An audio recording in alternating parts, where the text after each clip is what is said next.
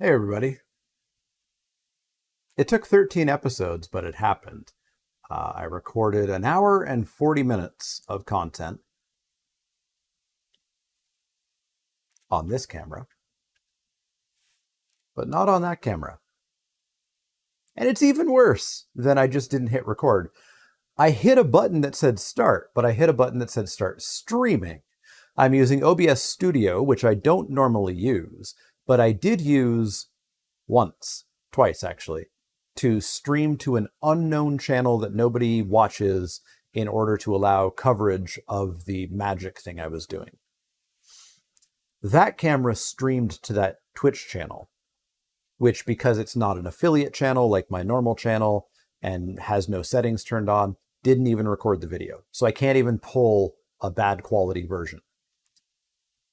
So the video is lost. There is an hour and 40 minutes of me talking to the camera, except most of it is me looking down, looking over here to read cards. It would be terrible watching. However, I have made all the changes in the app. There's no going back. Lantern Year 12 has happened. And a fair bit happened. A fair bit as I look down. So let's do, because I just did it moments ago, what I can remember what happened. So we went out. The standard fighting force of Gideon, our fist and tooth guy, who is 2 points away from getting mastery and giving that to everybody. Liliana, our amazing swords person. Koth, our fresh bowman. And Chandra, our person who has so many different disorders and all kinds of crazy stuff. They went out hunting a level 1 white antelope. On the hunt, they stumbled upon Hunt Event 69, nice, which was unknown to them because they didn't have the necessary understanding, I believe, or something like that. Or no, because we hadn't fought a phoenix. They didn't understand quite what was going on, but they experienced a time issue. We rolled on the table, and all of them got new names. Now I cheated a little bit. Chandra is now known as Chandra. Gideon is now Gideon. Koth is now Koth. And Liliana is now Liliana. I added an extra letter to the end. But that gave them +1 hunt XP. It gave them all of their rerolls back, which I think 2 of them or maybe 3 of them got a reroll, a lifetime reroll back, which was kind of cool. And then we skipped a space and we tackled the antelope. The antelope was a pretty easy fight. I tried to do the hunt pinata thing, or the loot pinata thing. I tried to hit it with the shield. We never ever got the +2 luck for hitting it with a shield. We picked up all the Arcanthus, getting a grand total of 1 Arcanthus. But nobody was even really damaged. Nobody took any injuries. Actually, sorry, rolling back, because of that Phoenix thing, some disorders happened. Chandra now has tunnel vision. She can only ever use her activation to attack, which is fine. Gideon now has coprolalia, which means that all of his gear is noisy and he's always a threat unless he's knocked down. Koth now is stark raving. He is always insane. And Liliana has hemophobia. So whenever a survivor, including her, gets a bleeding token, she gets knocked down. She faints at the sight of blood. She also got revenge because she did suffer a brain trauma during the fight. When a survivor dies during a showdown, she's going to suffer frenzy. Other than that, the antelope was pretty easy. We hit it a bunch. We got iron from an ore vein that was there, and we killed it without too much of a hassle. Moving on to the timeline, the Dark Trader showed up, that guy who tries to sell us a shiny, sexy, jeweled thong, and we said, thanks, but no thanks. We underwent principal conviction, which gives us a new principle, a new thing like survival of the fittest. We could have chosen to be a barbaric society or a romantic society. We chose to be a barbaric society, meaning all of our survivors now get +1 strength. So thanks to that, plus survival of the fittest, every survivor and every newborn survivor has +2 strength right from the get-go, which seems great. Also ups our survival limit by 1. After that, the Hooded Knight showed up. The Hooded Knight is the guy who showed up and killed some people, and then showed up again, and I don't remember what he did the second time. The third time, he finally gifted the Twilight Sword to somebody. And by gifted, I mean cursed. I went through a big explanation on what the Twilight Sword is. It's there in the top corner. Hopefully that's focusing a little bit properly. The Twilight Sword is a slow weapon. It's a cumbersome weapon. It's a cursed weapon. It's a sentient weapon. It's irreplaceable. But the weirdest thing is it has an asterisk accuracy. The accuracy is 9 minus your Twilight Sword proficiency. It is not a sword. It is a Twilight Sword. So Liliana has this sword that is now stuck with her, and when the knight comes back in 4 years, because he always comes back every 4 years, he now is going to fight her to see if she's learned the ways of the Twilight Sword or not.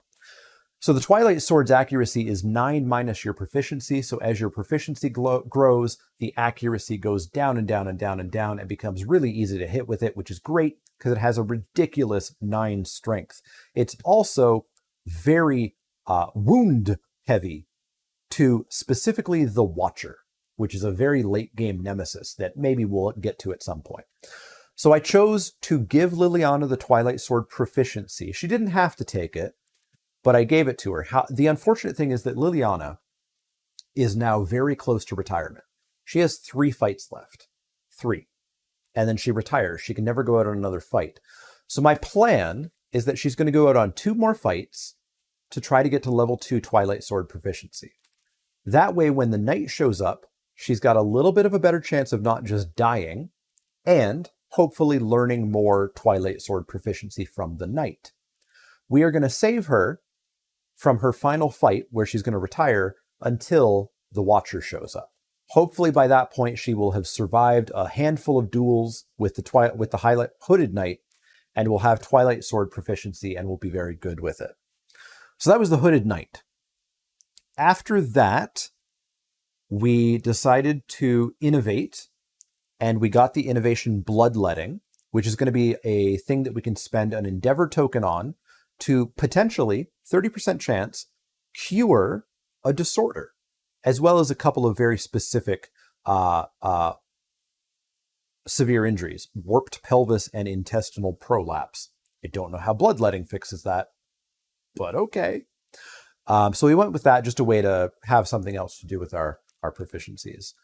We made our fresh Arcanthus into dried Arcanthus so that Liliana can now prevent a severe injury roll, or a severe injury from happening. The roll still happens, I believe.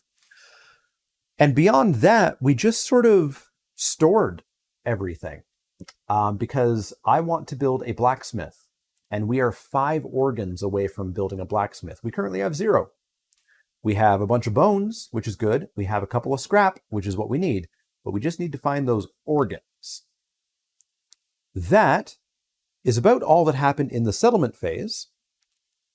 And so I have decided, we did have Chandra have a sit-down chat with Saheeli and Vivian to get them 1 hunt XP each. So they have now aged up, and they both got +1 permanent strength on their age rolls, which was really nice. After that, we've decided that we are going to head on out for another level 1 Screaming Antelope fight. So don't worry, you will hopefully get to see a Screaming Antelope fight next week. I have done a step that will make sure that I can never accidentally stream ever again. So that'll be good. But we are going to send out Chandra, Gideon, Koth, and Lily, our standard fight, basically what I just did today, which nobody will ever get to see. Hopefully we will get Liliana a Twilight Sword proficiency. Hopefully Gideon will become a Fist and Tooth master and give everybody Fist and Tooth specialization. And then the week after that, we have to fight the Hand, a nemesis that I know literally nothing about. The Kingsman, I didn't know much about. I knew battle pressure and I knew how it worked, and I knew that he liked to do a sweepy thingy. The Hand, I literally know nothing about. And that's who we're going to fight in a couple of weeks. What else did I talk about? Was there anything that I talked about? I did talk about, again, how much I love emergent storytelling and how I'm sure that when Lily dies to the Twilight Knight or the Hooded Knight, next time the Hooded Knight comes around, he's probably going to give the sword to Vivian, Liliana's daughter, because the randomness seems to be very interested in making that storyline happen. Yeah. So I think that's about all that happened.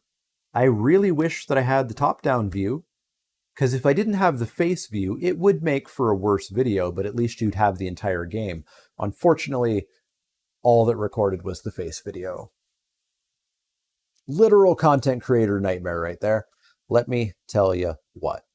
Anyways, sorry for the delay in getting these videos out. I fell out of my schedule of getting these recorded two at a time. And it's been very tricky to fit these in, what with my day job and all, plus my Magic content creation and all that stuff. But thanks for sticking with me. As always, like, share, subscribe. Significantly helps out discoverability on these things. If you really like what's going on, patreon.com/TheManaLeak is a great way to financially encourage this stuff to continue on. I'm going to keep going with this campaign once this one's over, hopefully in many, many, many months, I guess, not even weeks, many months from now, when and if it ends. I'll probably take a brief break, and then we'll start a new one and maybe throw in an expansion. Maybe, maybe the Gorm, the expansion that everybody wants to get their hands on that I now have. Yeah, and then I've got other games I want to do to get more into board game content, but let me know anything you want to let me know in the comments down below. Any support is great, and I wish I had a full video for you, but